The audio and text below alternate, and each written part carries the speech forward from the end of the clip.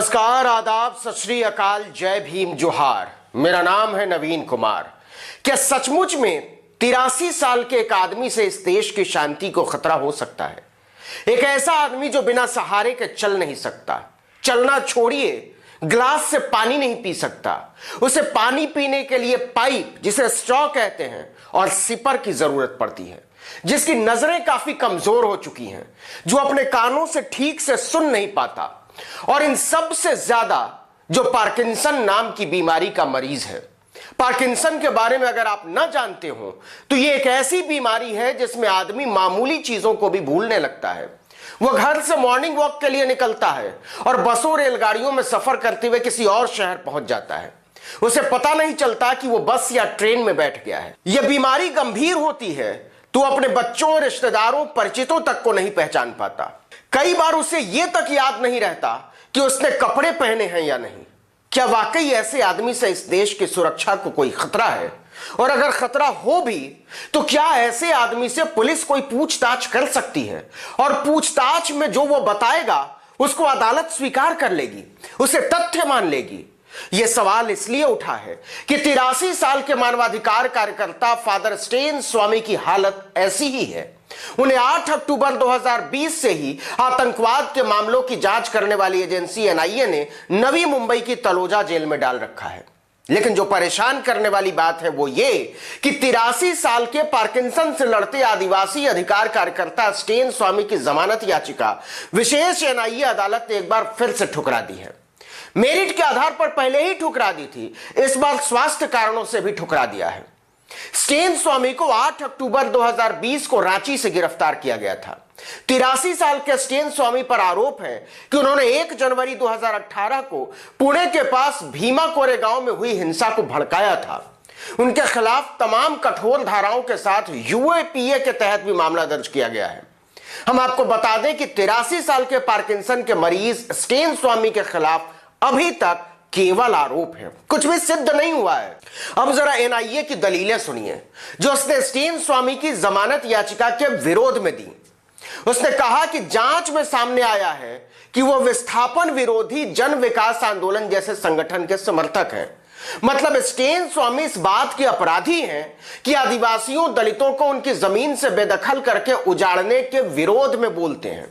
वह इस बात के समर्थक हैं कि आप गरीब लोगों को कमजोर समझकर उनके अधिकारों को कुचल नहीं सकते। एनआईए कहता है कि यह तो माओवादियों का काम है, देश के विकास के खिलाफ जाती है यह बात।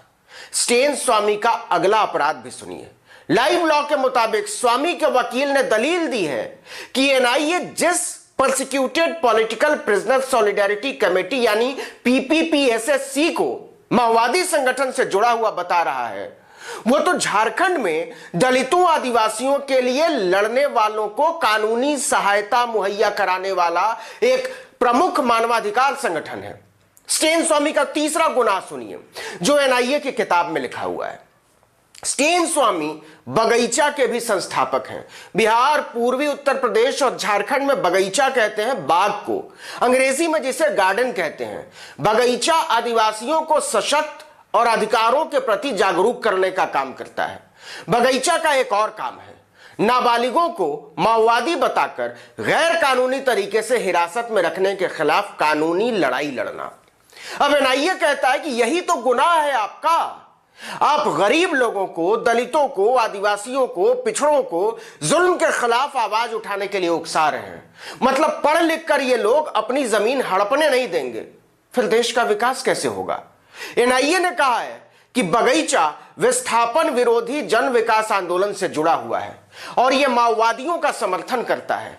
स्वामी के वकील शरीफ शेख ने दलील दी कि एनआईए स्वामी और एल्गार परिषद माओवादी से संबंध और संपर्क को साबित करने में नाकाम रहा है, बुरी तरीके से फेल हो गया है।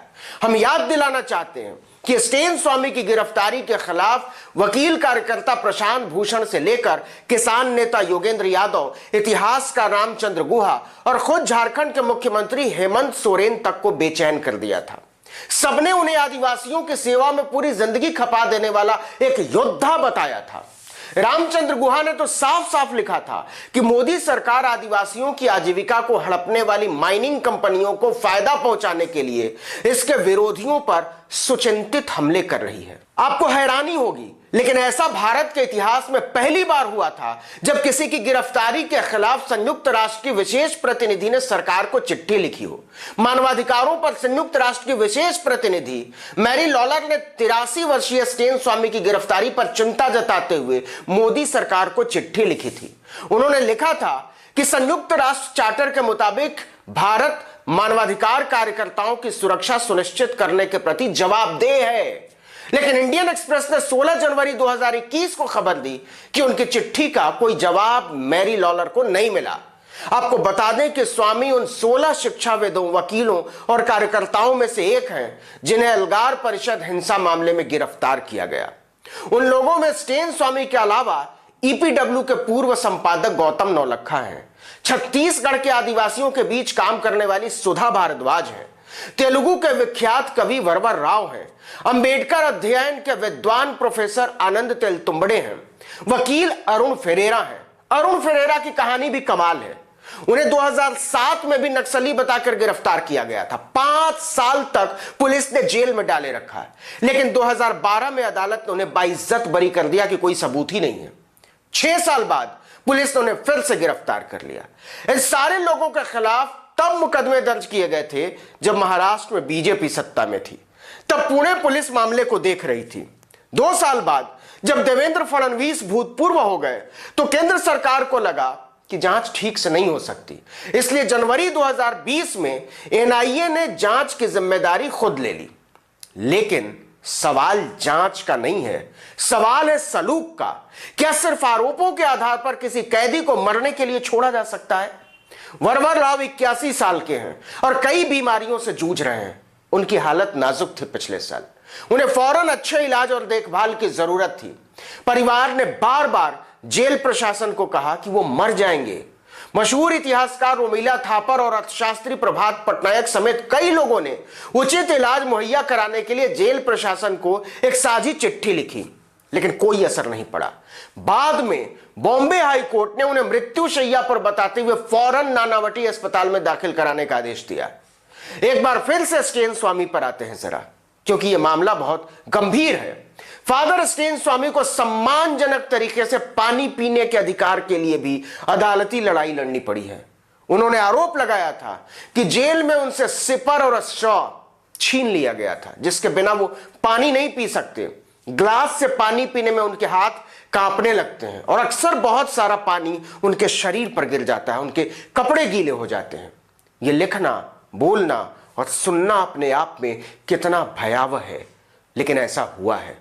दिल्ली से वकीलों ने एक चिट्ठी के साथ सिपर और स्ट्रॉ तलोजा जेल भेजा था कि न्यायिक हिरासत के दौरान अगर किसी को सम्मानजनक तरीके से पानी पीने का अधिकार भी नहीं मिलता तो यह संविधान और मानवता के मौलिक मूल्यों की तौहीन है।